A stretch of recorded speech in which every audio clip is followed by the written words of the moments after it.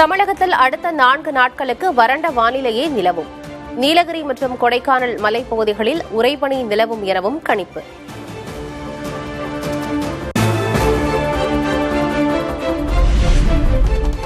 சென்னை மற்றும் புறநகரில் கடும் பனிமூட்டம் நிலவியதால் வாகன ஓட்டிகள் அவதி. குளிரின் தாக்கமும் அதிகரிப்பு.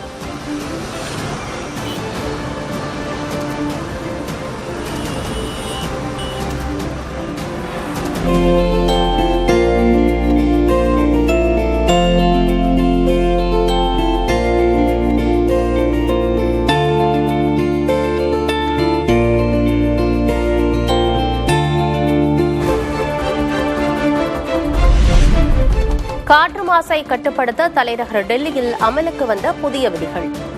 பிற மாநிலங்களிலிருந்து பழைய கார்கள் நுழைய தடை. சான்று பெற்ற வாகனங்களுக்கு மட்டுமே பெட்ரோல் விற்பனை.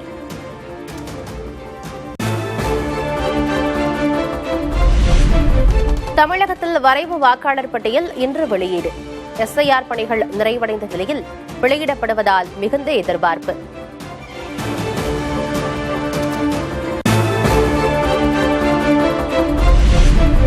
மக்களவையை தொடர்ந்து மாநிலங்களவையிலும் புதிய ஊரக வேலைவாய்ப்பு திட்ட மசோதா மீது நள்ளிரவு வரை விவாதம்.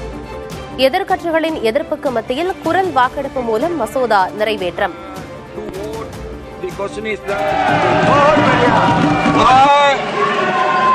I shall now put the amendment moved by Shri Muhammad Nidwal Haq for reference of the bill to a select committee of the Rajya Sabha to vote. The question is that the bill to establish a rural development framework aligned with the national vision of Viksit Bharat. புதிய ஊரக வேலைவாய்ப்பு திட்ட மசோதாவிற்கு எதிர்ப்பு தெரிவித்து எதிர்க்கட்சி MPக்கள் ஆர்ப்பாட்டம். நாடாளுமன்ற வளாகத்தில் நள்ளிரவில் தர்ணாவில் ஈடுபட்டதால் பரபரப்பு.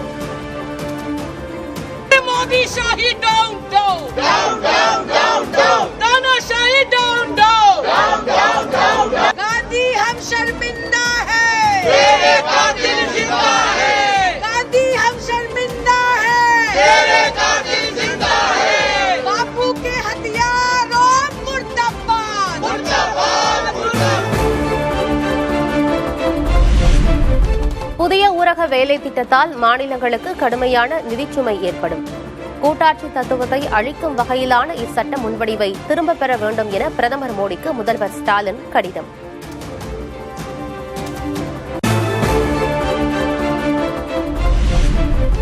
தீய சக்திகளிடம் சிறுபான்மை மக்கள் ஏமாந்துவிடக்கூடாது. அரசியலில் சிலர் பரம்பரையாக பதவியை அனுபவித்து வருவதாகவும் எடப்பாடி K. பழனிசாமி பேச்சு. பரம்பரையாக தாங்களே பதவி சுகத்தை அனுபவிக்க வேண்டும் என்ற நோக்கத்தோடு வாக்கு வங்கியாக ஆட்டுத்தோலை போர்த்திக் கொண்டு வரும் ஓநாய் கூட்டத்தினரிடம் சிறுபான்மையினர் எச்சரிக்கையாக இருக்க வேண்டும் என்று கூற விரும்புகின்றேன். தீய சக்தியிடம் நாம் ஏமாந்து போய்விட்டால் பின்னர் பிடியல் என்பதே இருக்காது.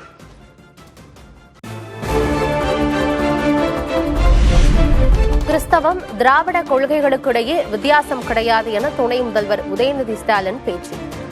மத்திய பாஜக அரசின் பிரித்தாளும் கொள்கை எப்போதும் வெற்றி பெறாது எனவும் கருத்து. மதம், மொழி, சாதியின் பேரால வெறுப்புணர்வை வேணும்னு பரப்புறாங்க. நான் இங்க மதுரையிலிருந்து உங்க முன்னிலையில நான் உறுதியா சொல்றேன், அவங்களுடைய எவ்வளவு முயற்சி பண்ணாலும் நிச்சயமா தமிழ்நாட்டுக்குள்ள அவங்களுடைய பிரித்தாளரை சொல்லி எந்த நாளையும் வெற்றி பெறாது. MGR ஜெயலலிதா பாணியில் திமுகவை தீய சக்தி என கடுமையாக சாடிய விஜய். திமுக என்ற தீய சக்திக்கும் தாவேக என்ற தூய சக்திக்கும் இடையேதான் போட்டி என்றும் ஈரோடு பரப்புரையில் பேச்சு. அவங்க 2 பேரும் சொன்னதை இப்ப நானும் ரிப்பீட் பண்றேன். திமுக ஒரு தீய சக்தி, திமுக ஒரு தீய சக்தி, திமுக ஒரு தீய சக்தி, திமுக ஒரு தீய சக்தி, தீய சக்தி, தீய சக்தி, தீய சக்தி.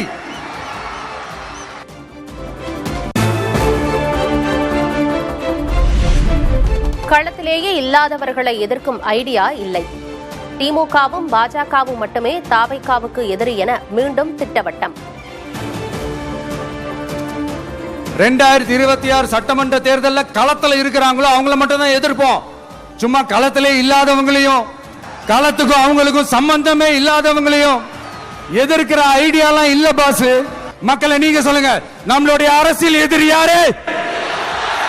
நம்மளுடைய கொள்கை எதிரி யாரு? உங்களுக்கு புரியுது இல்ல? எனக்கு அது போதும்யா. ஈரோட்டில் நடந்த மக்கள் சந்திப்பு இதுவரை இல்லாத மிகுந்த மகிழ்ச்சியையும் நிகழ்ச்சியையும் தந்துள்ளது.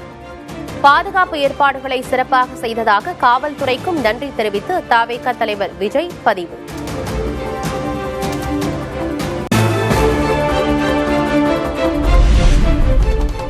பத்திரிகையாளர்களை விஜய் சந்திப்பதுண்டா என துணை முதல்வர் உதயநிதி ஸ்டாலின் கேள்வி. திமுக ஒரு தீய சக்தி என விஜய் கூறியது குறித்த கேள்விக்கு பதில்.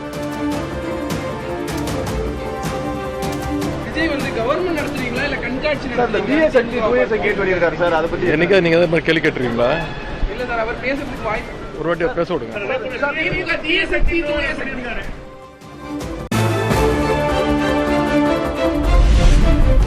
எம்ஜிஆர் முகமூடி போட்டு வந்தால்தான் மக்கள் மத்தியில் வாக்கு கிடைக்கும் என பேசுபவர்கள் தனித்தன்மையை இழந்துவிட்டனர். தவேக தலைவர் விஜயை சுட்டிக்காட்டி முன்னாள் அமைச்சர் ஜெயக்குமார் விமர்சனம். தலைவர் அனைத்து தமிழக மக்களும் எம்ஜிஆர் என்ற அந்த முகமுடியை போட்டு வர்றாரு. அந்த முகமுடியை போட்டு வந்தாதான் மக்களை சந்திக்க முடியுன்ற ஒரு நிலைமை இருக்குன்னா அப்ப அவருடைய தனித்தன்மையே போயிடுச்சு.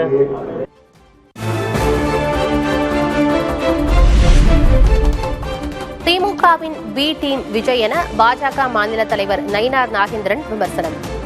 விஜய் மாஸ்க மட்டும் காட்டுவதால் என்ன பயன் என்றும் கேள்வி. பொதுமக்களுடைய மாசனாக்கி இதுவரையும் கட்சி ஆரம்பிச்சு கட்சிக்கு நிறைய மக்களுக்கு உதவி செஞ்சிருக்கணும். பொதுமக்களுக்கு நிறைய நன்மை செஞ்சிருக்கணும். வெறும் கூட்டத்தை மட்டும் மாஸ் மட்டும் காட்டி என்ன பிரயோஜனம் இருக்கு?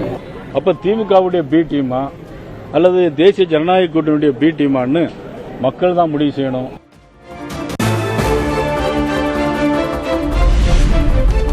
விஜய்க்கு அடுக்குமொழியில் பேச யாரோ கற்றுத்தந்துள்ளனர். திமுக தீய சக்தி என்ற விஜயின் பேச்சு குறித்த கேள்விக்கு விசிக தலைவர் திருமாவளவன் பதில். அடுக்குமொழியில பேசுறதுக்கு யாரோ கற்று தந்திருக்கிறாங்க. தூய சக்தி தீய சக்தின்னு மக்கள் முடிவு செய்வார்கள்.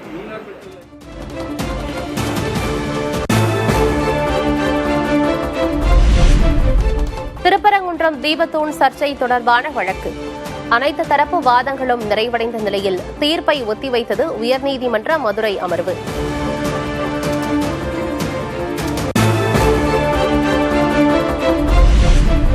சென்னையில் நள்ளிரவிலும் தொடர்ந்த செவிலியர்கள் போராட்டம். கிளாம்பாக்கம் பேருந்து நிலையத்தில் தர்ணாவில் ஈடுபட்டதால் பரபரப்பு.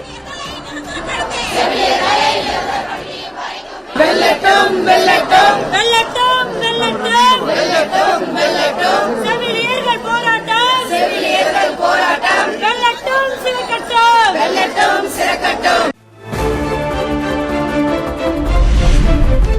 நாமக்கல் கோழி பண்ணைகளில் உணவு பாதுகாப்புத்துறை அதிகாரிகள் திடீர் சோதனை. தீவனங்கள் முட்டைகளில் நைட்ரோபியூரான் மூலக்கூறுகள் உள்ளதா என கண்டறிய மாதிரிகள் சேகரிப்பு.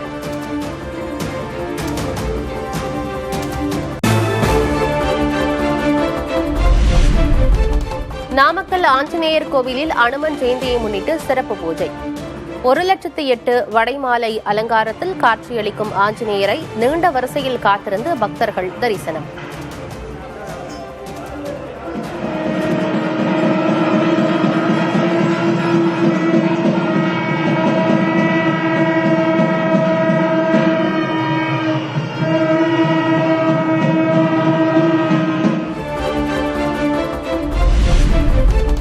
ஓமனுடன் இந்தியா வரியற்ற வர்த்தக ஒப்பந்தம்.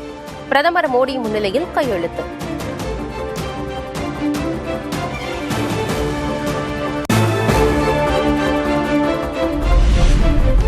பிரதமர் மோடிக்கு உயரிய விருது வழங்கி கௌரவித்த ஓமன். இருநாட்டு உறவை வலுப்படுத்தியதற்காக பிரதமர் மோடிக்கு விருது.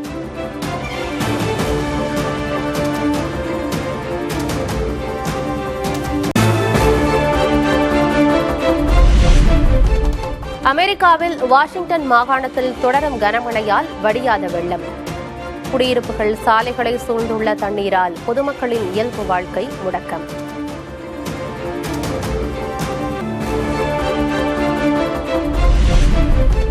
தேசிய தினத்தை கோலாகலமாக கொண்டாடிய கத்தார். அணிவகுப்பு, விமான சாகசங்கள் என களைகட்டிய விழா.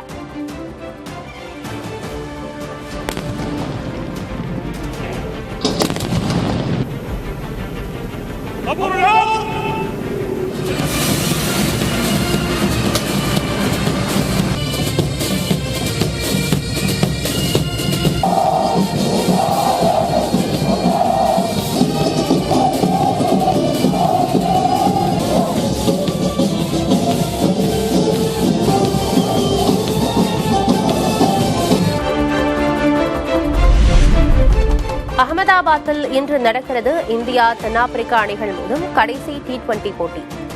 தொடரை கைப்பற்றுமா இந்திய அணி? ரசிகர்கள் எதிர்பார்ப்பு.